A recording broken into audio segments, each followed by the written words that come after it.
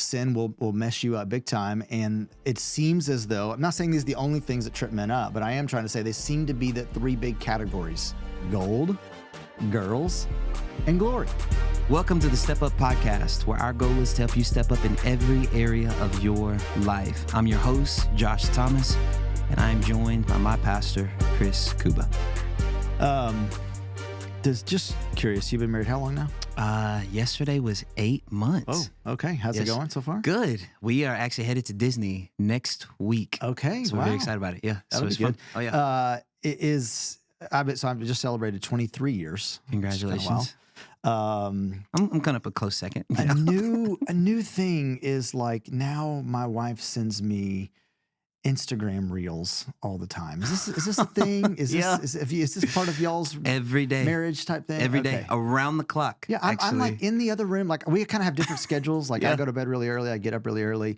She goes to bed really late. And like I'll wake up and then I open up Instagram at some point, and it's like all the some of them are kind of like digs, maybe kind of like indirect, like deal, or just like laughing things or like serious things, and it's just like but she sent me one yesterday though that was out pretty funny. Have you seen the new trend of the AI generated Bible stories? Oh yeah, like when people it's like it gives you like the first person POV. It's so good. Like the Old Testament stories. It's crazy. Oh yeah, it is so crazy. I mean, you see that there's one I saw today, and it was all from Rachel, and she's doing this selfie. She's walking, and she's like, "I got Abe with me, and can't have any kids. We can't do it." And then all of a sudden, she goes along, and she goes, "I finally just got so tired of it. I let him, meet up with Hagar, if you know what I mean, kind of a deal." And then she shows her inside the tent, and it's got the people outside, it's crazy, and she's like, "I know I don't look 90, but apparently I'm going to have a baby." Yeah, it's crazy. It's so funny. There's just so many of them over and over again that just... Oh, yeah. Okay, so I mean, you know my feelings on Instagram. You know my feelings on social media. Yes. I love and hate it. Yes. Right? I mainly hate it. But I do. Good balance. It's a balance to it. It is some entertainment. There is some mindless kind of craziness, all that kind of stuff. Of course. But what I'm also found is some of the negative thing. This is the tension, because on the one hand, I love getting those types of things. You send me stuff all the time. Yeah. I send you guys. There's one called the Cool Worship Club that I put myself in just to try to make sure to feel cool. Self-ordained member, of course. No question. I appointed myself in that group. But it's the comparison thing, though. Ooh. Or when you're looking at it, and I'm sure you've had this moment where you're like scrolling through and you're like, there ain't no way it's that good. Yeah, it's funny you mentioned that. Yeah, so I've got a few buddies who out of college, they got some really, when I mean really, really good jobs. Okay. And they wanted everybody to know about it. Oh yeah. Like everybody to know about it. And so you gotta flex. Yes. Yeah. And that's like all bro's Instagram is like, just did this, just doing this, going here with the company, doing this whole thing. It's fine. There's another buddy I got, a business leader, obviously keeping all names out of all of it. We want everybody to listen, including those who are guilty. Yeah. So business guy, and like every time it's like, hey, let's hang out. It's like, actually, no, I got this thing for the office. I got this thing. I want to go do this thing. And, I got this thing I'm putting on, and like, we're doing this. And they're always posting all the things. Yeah. And if it's not them, we're seeing that season of life where like friends are still getting engaged and married, having young kids, all that kind of stuff. But then I got some buddies that have been married for a while now. Yeah. But I get to have conversations with them. But then what I see on Instagram is very different. It's like, bro, you just acted like you hate this thing. Yeah, and you just post like, this is the best thing ever. Yeah. And it's just, I'm telling you, okay, there's something I've been thinking on and chewing on for a little while that I want to talk through in this episode. And really not just this one, honestly. This is one I think we could spend a good bit of time on and thinking through. But it's the three situations that you just mentioned, they're all chasing three things that I have watched over the course now of 25 years of ministry. It take down men. But here's the thing. It's not just the 25 years I've been seeing it. Like it goes all the way back thousands of years. The same things have been tripping guys up the entire time. And I think a lot of times guys don't even realize that they're doing it. Huh. All right. Well, let's talk through that then. What do you mean by that? Okay, so let me paint the picture for you. This is the only way that it's stuck in my memory so vividly. All right, I feel like we have to get a good story. This is good stuff. So there's a guy named Joe Perry. Okay. Joe Perry was on staff at Prestonwood, the church that I came from, and Joe was just a legend. He started off this sports ministry and was just a missions guy. This guy would share Christ with literally anybody that he came in contact. He was inspiring. I mean, Joe was just awesome. He was also this very large, very tall man, and he just kind of had this deep coach voice, and he kind of had like a little bit of an Oklahoma drawl, and he just kind of talked in such a way. The kind of man that you want to like call you out like in the baseball lineup. Oh, you heard him from like multiple fields away kind of a thing. But on the other hand, he could just encourage you, but he could challenge you. He was kind of a coach. That was sort of how Joe was. And so I'm in an ordination council, all right? We got some guys that are interviewing to see if they have qualified to be able to be ordained by the church and sent out for gospel ministry, okay? And without fail, I always signed up to make sure that I was in the ordination council when Joe was in the ordination council, because I loved hearing Joe ask this question. Son, let me just tell you something. There are three things that can take down a man, all right? Gold, girls, and glory. And if you ever get taken out, will you turn in this ordination paper back to our church? Oh, wow. And it was like a reminder every single time. One, it was just like so awesome to hear gold, girls, and glory. Yeah. And I've never forgotten it. And here's the thing, though. I'm telling you, Joe was on something. Joe was on something. And he was specifically speaking in the context of pastoral ministry, these guys wanting to be ordained. But that's the same three things that take guys down and have forever. In fact, let me show you this, okay? A couple weeks ago, I was in my time with the Lord, and it like leapt off the page. You ever have those moments where you're just kind of reading? When the Bible just speaks to you. Sometimes you read and you're like, okay, I just did this and I move on. And look, let me just say something. If you're one of those guys, you're just starting to read God's word, and that's your case today, don't be discouraged. Just keep going tomorrow, all right? Amen. But there's the one time I did not wake up thinking Deuteronomy 17 was about to give me some gold, okay? Because who goes But Deuteronomy 17, let me give you the context, okay? The little heading in the section I'm going to read here says, laws concerning Israel's kings. They don't have kings at this point. They're not going to have kings literally for quite a while. Okay. They're getting all of these rules and things to get prepped to go into the promised land. And God knows that eventually they're going to start whining because the provision he had given them of leadership wasn't going to be sufficient for them. All right. Everybody else had a king, and so they wanted a king. Okay, so here's what it says. Deuteronomy 17, beginning in verse 14, is talking about what the criteria is whenever you pick kings. It says, when you come to the land that the Lord your God is giving you, and you possess it and dwell in it, and then say, I will set a king over me like all the nations that are around me, you may indeed set a king over whom the Lord your God will choose. One from among your brothers you shall set king over you. You may not put a foreigner over you who is not your brother. Here's the criteria, the temptations that you got to be careful about and look out for kings. Only he must not acquire many horses for himself, or cause the people to return to Egypt in order to acquire many horses, since the Lord has said to you, you shall never return that way again. And he shall not acquire many wives for himself, lest his heart turn away, nor shall he acquire for himself excessive silver and gold. Right there. What you see are gold, girls, and glory. Let me explain it to you, okay? It says there, first of all, about the whole idea of not acquiring many horses. The way that things worked back in those days is that the more you had, the more military, the stronger your military were, the more powerful that you were. And you exerted yourself through the number and the size of your military. And so he warns them, that's the idea of glory. Don't make sure that you don't find someone who's all interested in having all the power. Who's all interested in making sure they take over everything. Next one he says there is that you got to make sure that you don't get a bunch of wives. Okay, that's a good advice. Yeah, that's pretty good. You shouldn't get a bunch of wives. Yeah. Okay, that's not healthy and not good. Yeah, especially But that today. was the way that you would show your prowess, your ability to not only be a respected military leader, but it's also the way that you sort of exerted your power over women.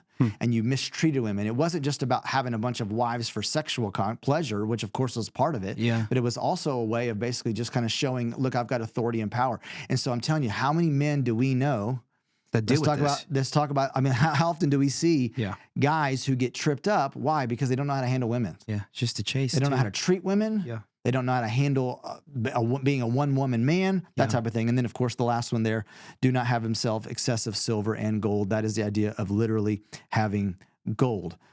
So he's talking not about horses. Right. He's not talking about silver and gold. Right. He's not talking about wives. He's talking about these underlying temptations. And here's what's crazy. Think about the guys that you just mentioned. Yeah. I got a list of guys that I know as well. Thinking through too as well. That these three things keep popping up all the time. They just keep showing up in ways that you might not necessarily expect it to. And so what I want to do is just kind of spend some time breaking this thing down. Yeah, it seems like the conversation, or at least where we're headed, is like how to guard yourself against some of this stuff. You know, because it's coming and it's here, and it's I would even say, kind of throwing myself on the sword a little bit. It hits close to home. Yeah. Because it's like, I mean, who doesn't want? I mean, I have a wife, but I mean, let's just talk about gold and glory. It's like who doesn't want that? Sure. And I would imagine that those in themselves aren't bad things to want to accumulate or acquire. But I think when it becomes the object of some of this stuff, I think that's where it gets. Here's the scary thing too, though. Like tough. It's easy to say, "Hey, I don't want I don't want to fall," but man, it's subtle. Yeah. It's subtle. Like nobody that you look at on Instagram. We just had a couple of prominent '90s Christian artists that just came out recently and had some falls and some things. Like I guarantee you, they didn't start out thinking, "This is what I want to do. I want to get to this pinnacle and then I want to blow it." Right? Instead, it's just subtle things that took place along the way. Subtle pride that sneaks in. Subtle money. All of a sudden, you get a little bit of success. And then you start living in such a way, and then or women, all of a sudden you start getting some and it just leads to places where sin will mess you up big time. And it seems as though, I'm not saying these are the only things that trip men up, but I am trying to say they seem to be the three big categories. Yeah. And it seems to be ever repeating. You know? Okay, so all right, so let's break it down a little bit. Let's kind of talk about these temptations. How about gold? All right, so let's think through this. That's the last one that's mentioned here in the text. But it says, lest his heart turn away, nor shall he acquire for himself excessive silver or gold. This isn't about being successful.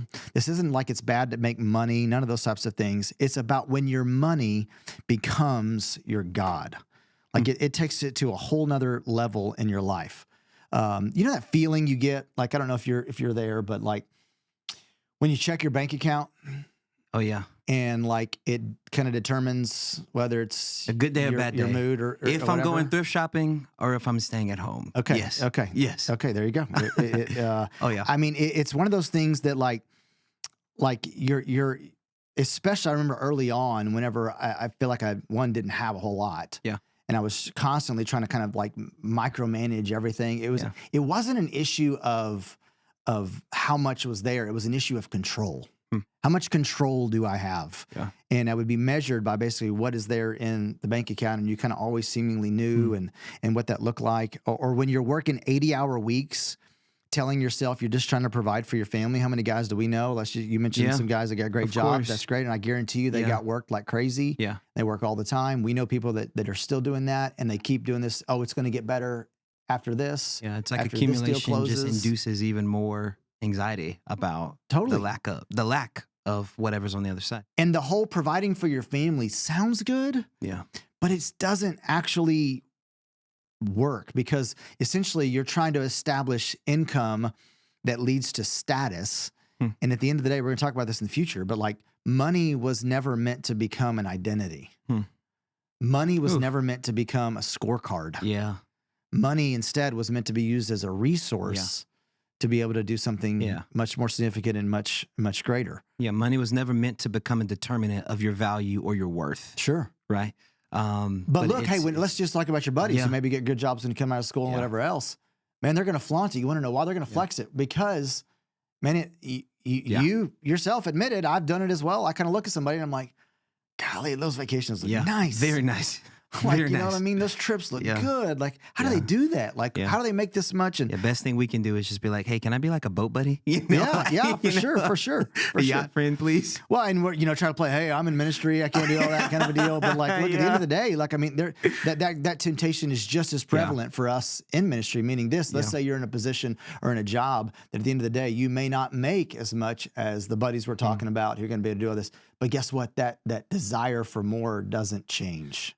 Okay, so let's talk about this then. So if it really has nothing to do with, let's say, how many zeros in the bank account, it's just like, how do you know you've crossed the line then, right? Yeah. And so, like, we got to make money. Yeah, yeah. And so talk me through that just a little bit. You gotta really begin to ask the what are the warning signs, And once you kind of know those, I think they're pretty easy to look for and kind of notice. Like, are you stressed about money even when you're doing well? I have found that with every bonus and every raise that I have gotten, my stress level has not decreased accordingly. Not one time.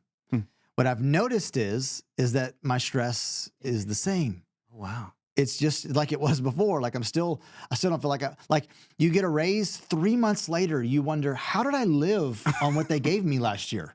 Right? Yet it's like it immediately becomes assumed. And so you got to begin to ask the questions in your life. What is it that I'm stressed about? Is it the fact that I don't have more money, or is the reality the fact that I am making my money begin to make things said true about me that at the end of the day are never meant to be the case, my identity, or I'm going to compromise things in my life to try to chase financial gain, or ask this question. Are you constantly comparing yourself and your situation to other people's? You've heard the phrase, keep up with the Joneses, right? Oh, yeah. It's real.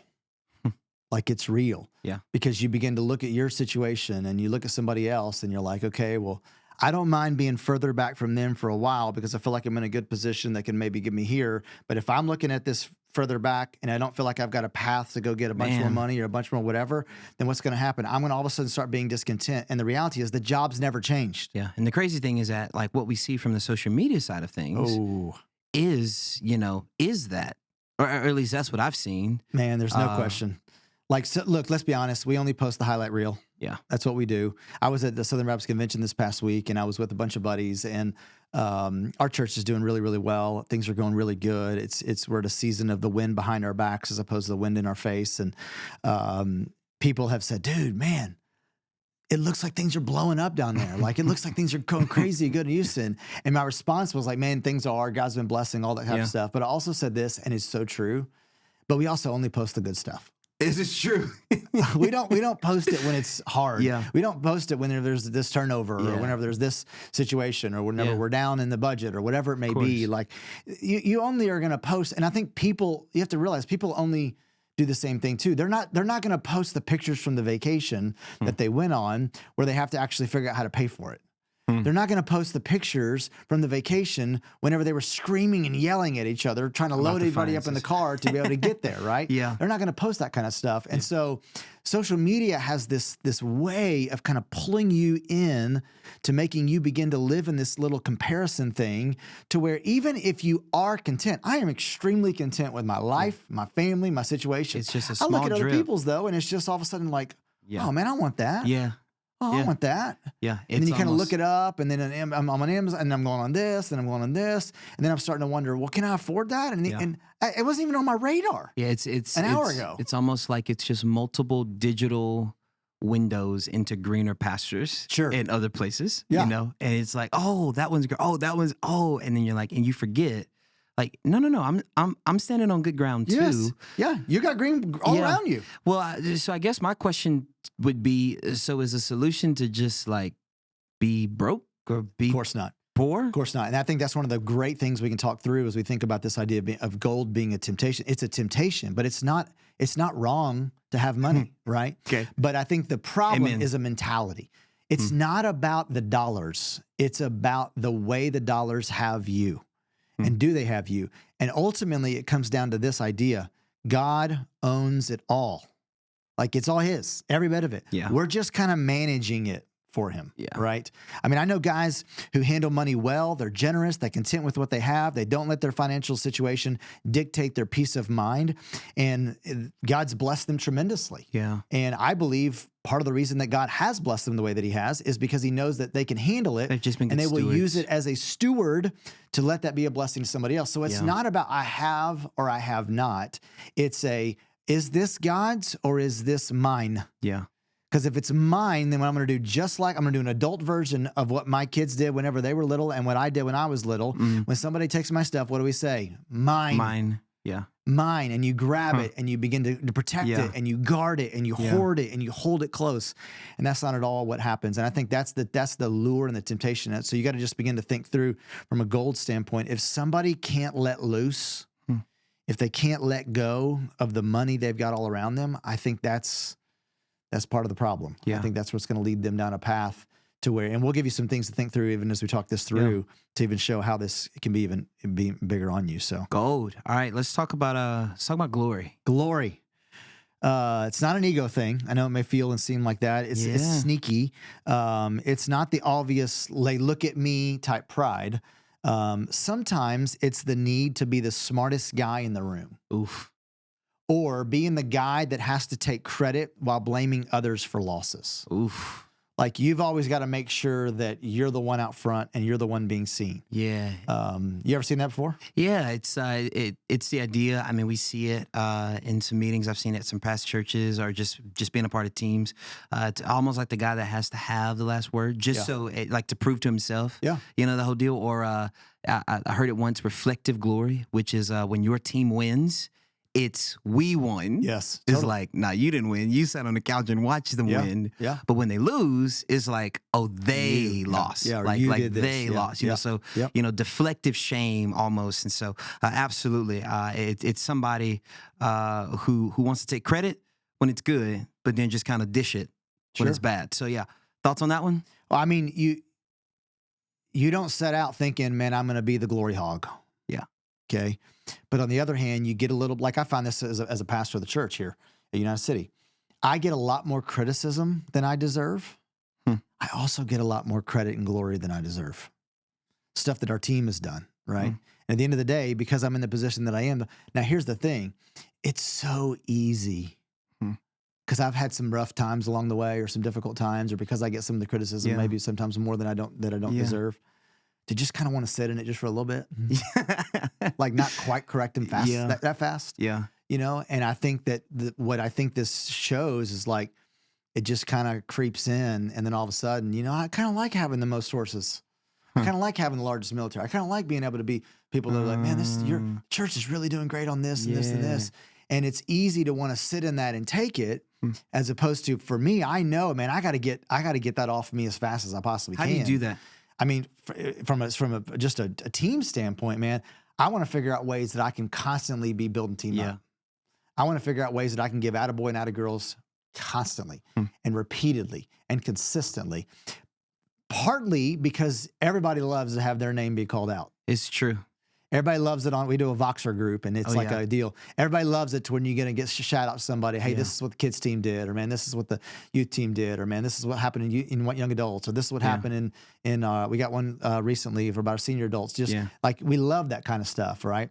But I tell you, I think it's also vital that you do it quickly, mainly for your own soul. You know, one of the things that you've been so good and instrumental in doing is creating a culture of honor here at the church. It's awesome, where we actually celebrate wins, even if it's not in our ministry. Yeah. Like I would say, especially if it's not in your ministry. Yes. We show up to staff meeting and we're like, okay, who can we hype? Who can we celebrate today? But I would also imagine that there are probably people, hopefully not here, but like people that if somebody else is getting honor, or somebody else is getting praise, or somebody else is getting something in some way, it's like, I don't think I like the fact that they're getting all that. And I'm just kind of sitting here. What about me? Yeah. What about me? Yeah. Hey, if you're saying what about me, it's the what about me. Even if you're not saying it out loud, you got to know there's a good chance this glory temptation is right in your face. Yeah. Let me tell you another way you can know. How do you respond when you get corrected? We had 2 episodes last time about having a coach, the importance of having a coach, the benefit of having a coach. But let me tell you something. If a coach coaches you and you get defensive instead of receive it, there's a potential that you got that glory temptation that's coming at you, and you're in a position just like the kings, like, hey, man, you're getting ready. The scriptures are pretty clear. Take heed lest you fall. I mean, but let's, and I'm not pushing back on you, but I do want to talk about something with you real quick, because I think it's important. I mean, it's good to have leadership and influence, right? Sure. I mean, it's good to have those things. They're not bad, but what would you say are some markers that you're like, you know, you're kind of crossing into some dangerous territory in those moments? What would you say? Go back to what we just talked about. Can you give out the attaboy, attagirls? Can you deflect some of the praise that you may receive? Like, or go back to what we said before. If your buddy or let's just not talk about it even from a team standpoint. If a friend of yours gets promoted, they go buy a house, whatever it is your first reaction happiness for them? Or is your first reaction a little voice in your head comparing to that situation? I was mentioning, I was at Southern Baptist Convention, and I've got just so many great friends over the years that I've met through there. And man, some of those guys, like they got some good stuff going. Yeah. Like God's moving in their church, God's moving in their leadership. That a couple of them are writing books and things like that. Yeah. And man, I remember sitting in the car driving home from the convention with Hillary, and I just kind of was like, I struggled with some of that. And I kind of had to say it out loud because, to be honest with you, if I didn't, I would just kind of sit there and be like, well, why don't I do that? Yeah. Why don't I? And I need to get to the place where, no, I'm pumped for my buddies. Yeah. I'm pumped for my friend. And I was. Yeah. And I did in the moment. But when I went back and started thinking through it, man, there was a little bit of me that just kind of fell with like, oh, well, what about me? Yeah, it's hard. And you know, like we've been going at Young Adult Strong. We celebrated Soul Night, 3-year anniversary just a few nights ago. 1-year anniversary just a few nights ago. It was awesome, but there was amazing young adult ministries all across, greater Northeast Houston, the whole deal. But one of the things that I do in those moments is I just join God in praying for that ministry. Sure. So that whenever there's a win for them, I was like, yeah, I had a hand in that, and not from this crazy glorious spot, but I was like, no, I had a hand in that because I actually prayed that God would move in the way that He's moving in your life. Yeah. And it's hard for me to be mad when God answers a prayer on your behalf that I prayed. Yeah, you know, for sure. It's just a little tougher, and so I would say that's really one of the things for me, because the what about me is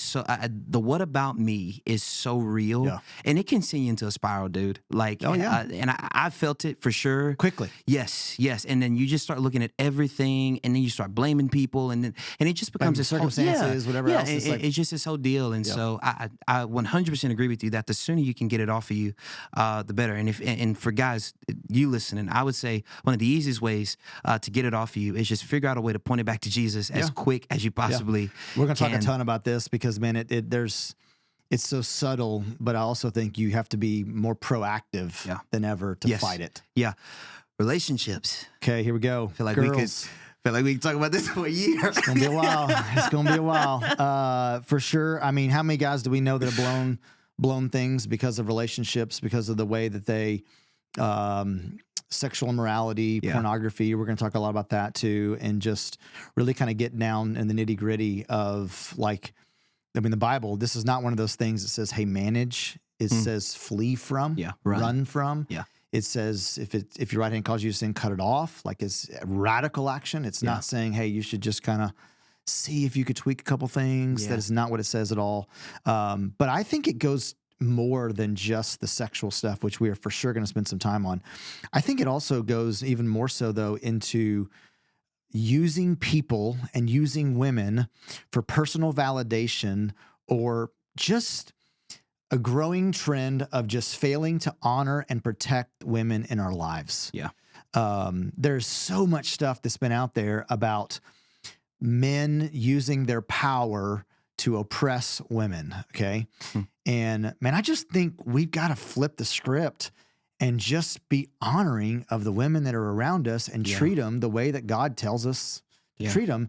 And so you may not necessarily be cheating on your wife, but like, are you flirting with women inappropriately? Yeah. Like, are you treating and acting in a way? Are you speaking crude? I mean, I can't tell you how many times I just hear the way guys speak in general with, like, call it locker room talk. Yeah. And at the end of the day, one, like, you shouldn't be saying that anyway, but how in the... It's odd. Why are you saying that around? Yeah.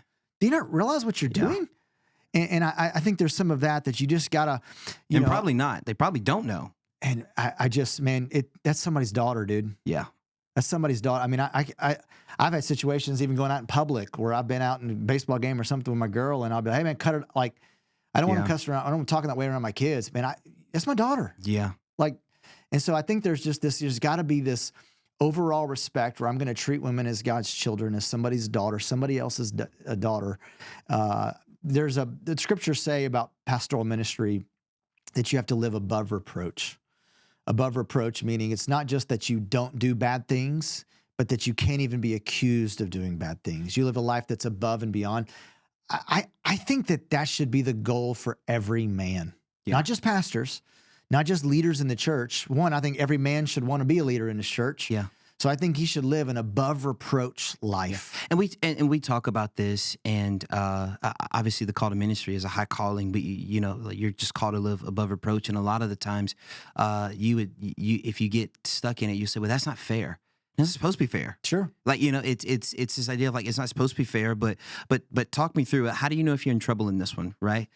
Well, I think, are you treating women the way that you should be treating them, the way that they deserve to be treated, or are you treating women in a way that you've seen online being treated in some other way, meaning this, either demeaned, spoken down against, or sexualized? Yeah. This is where I think pornography is just jack guys up. Yeah. Look, I mean, I think the issue I've got right now, I've got 2 teenage daughters. One of the biggest issues they talk about is the fact that there's boys who will text them, who will snap them, who will interact with them online, but won't talk to them face to face. It's like the new pandemic of the younger generation. Yeah. I'm convinced part of the issue and the reason with that is because we're not treating relationships from a biblical standpoint of guarding it. Instead, they've only interacted with girls online. Yep. And I can assure you, most of those interactions probably have been sexualized at such an extreme that I can tell you they're thinking about one thing. Yeah. They're thinking about one thing and one thing only. Yeah. And so, this is a big one here. Here's how you can guard yourself against this or test yourself against this. Would you be willing, not speaking about you specifically, but I would make this challenge to all the men listening, to hand the phone over to your wife or to hand the phone over to a trusted friend and let them look at any exchanges that you've had via text message or via whatever DMs or whatever with another woman and see if you would be comfortable with it. And I would say that if there's any anxiety, even when you hear that should even in itself be like a red flag. Red flags. Like, it's like, oh, somebody else gets to go through my phone. It's like, yeah, bro. Yeah. Like somebody can. You got nothing to hide. Exactly. And it's not that, hey, this isn't like a free pass. Hey, you need to go check all your phone and treat them like that's not what we're trying to say, but would you be willing to? Yeah. And maybe every now and then, let them be able to do that. And I think if you're willing to do that, I think that it puts you in a position to where every interaction that I have visually, every interaction that I have relationally, every interaction that I have through some sort of my phone, I'm willing to let anybody see it. Yeah. I've got nothing to hide. These are high standards. I'll be honest. They are. Sure.